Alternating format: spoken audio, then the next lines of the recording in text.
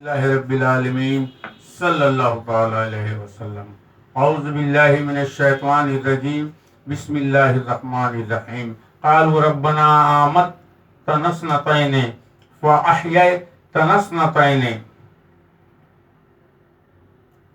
صلی اللہ علیہ یا محمد۔ ناظرین السلام علیکم ورحمۃ اللہ وبرکاتہ۔ ناظرین، میں ہوں داعی اسلام قاسم، اور میں نے ابھی قرآن پاک کی سورہ مومن کی آیت نمبر 11 کی تلاوت فرمائی۔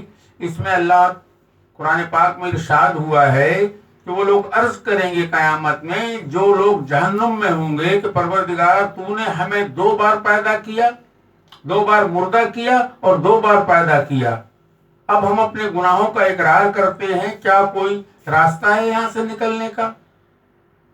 لا ریب فی۔ اب قرآن یہ بتا رہا ہے کہ انسان 2 بار مردہ ہوتا ہے اور 2 بار پیدا ہوتا ہے نا۔ ہم عام طور پہ یہ سمجھتے ہیں کہ ہم ایک ہی بار پیدا ہوتے ہیں اور ایک بار مر جاتے ہیں، لیکن قرآن پاک میں کیا بتا رہا ہے؟ اسی لیے کہ میں نہیں کہتا، یہ قرآن پاک میں ہمیں بتایا جا رہا ہے، ہم بھی تسلیم کرتے ہیں، ہم سب تسلیم کرتے ہیں۔ یہ لکھا ہوا آپ کو بتا جا رہا ہے کہ انسان 2 بار مردہ ہوتا ہے اور 2 بار پیدا ہوتا ہے۔ سنیں اب آپ، پہلی موت انسان جو نطفے کی طرح ہوتا ہے، نطفہ ہوتا ہے جو زندہ انسان سے پیدا ہوتا ہے، نطفہ، مردہ نطفہ۔ پھر اسی نطفے سے انسان اپنی ماں کے پیٹ میں زندہ ہوتا ہے، پھر وہ پیدا ہوتا ہے، ایک زندگی گزارتا ہے۔ اب ایک موت نطفے کی، دوسری اس کے پیدا ہونے کے بعد اس کی زندگی گزارنے کی، تو ایک موت اور ایک زندگی ہو گئی۔ اب تیسری بار اسے موت آتی ہے تو اسے قبر میں دفنایا جاتا ہے، اور چوتھی بار وہ قیامت میں حساب کے لیے اٹھے گا۔ تو یہ بات سمجھ میں آ گئی؟ 2 مردہ اور 2 زندہ۔ حضرات، ہم لوگ ہمیشہ شک میں رہتے ہیں کہ مرنے کے بعد اللہ کیسے ہمیں پیدا فرمائے گا۔ سنیں آپ، اس نے ہمیں کر کے دکھا دیا، لیکن ہم قرآن سمجھ کے پڑھتے نہیں، اسی لیے ہمیں سمجھ میں ہی نہیں آتا ہے، اس لیے ہم اپنی موت کو، رب کو بھولے ہوئے۔ سنیں آپ توجہ کے ساتھ، انسان 3 اللہ تعالیٰ نے قرآن پاک میں فرمایا سورہ الزمر میں، یخلقکم فی بطون امہاتکم، کہ میں تمہاری ماں کے پیٹ میں تم کو بناتا ہوں۔ اور کیا فرمایا؟ خلقکم من بعد خلق فی ظلمات ثلاثہ، ایک کے بعد ایک، کئی اندھیریوں سے، یعنی 3 اندھیریوں سے تمہیں گزارتا ہے پاک پروردگار۔ کیسے گزارتا ہے؟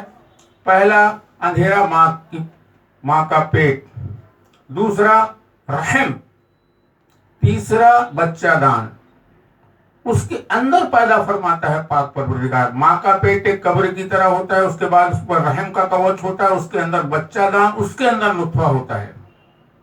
اب اس نطفے میں بھی آپ دیکھیں کہ اس نطفے کو وہاں الگ بناتا ہے، پھر خون بناتا ہے، پھر لوتھڑا بناتا ہے، پھر گوشت کی بوٹی بناتا ہے، پھر ہڈی بناتا ہے، پھر ہڈی پر گوشت چلاتا ہے، پھر سجاتا ہے، پھر اپنے میں کی روح پھونکتا ہے، پھر ہمیں پیدا فرماتا ہے۔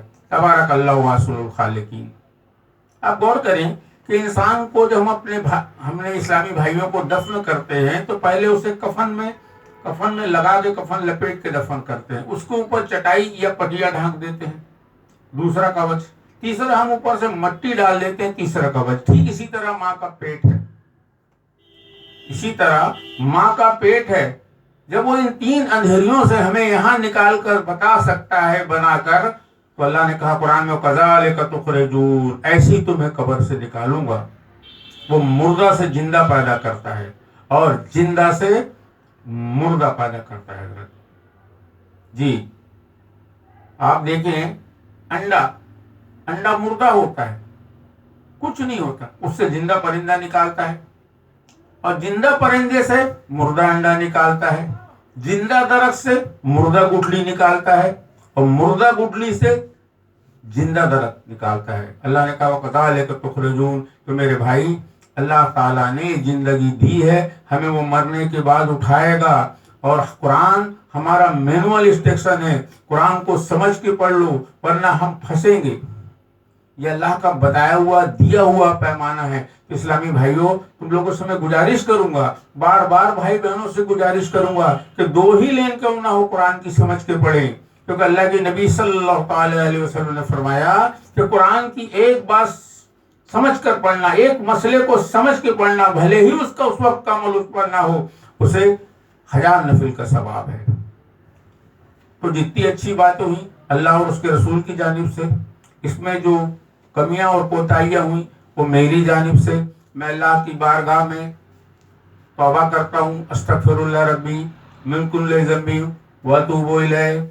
اور حضرات آپ سے گزارش کروں گا کہ آپ اسلامی بھائی بہن اس پیغام کو عام کریں اور شیئر کریں اور سبسکرائب کریں تاکہ اگلا ویڈیو آپ تک آئے۔